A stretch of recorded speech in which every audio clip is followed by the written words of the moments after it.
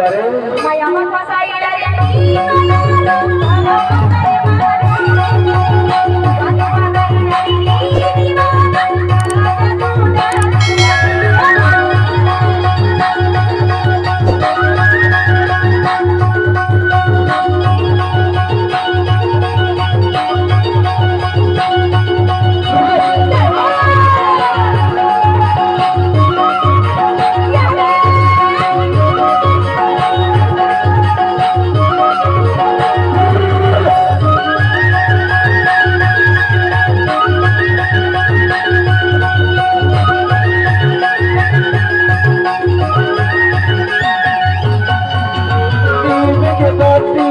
हरी हरी बोल हरी हरी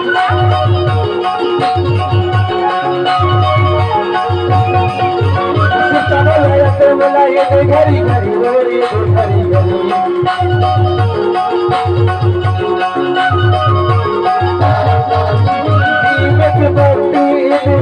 हरी बोल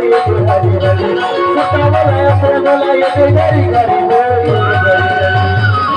सुनना बहू बताना बोला कछु का हजमा देना गया हाँ हाँ इसके दर्जा है बता दो वो दिन के बाद भी सर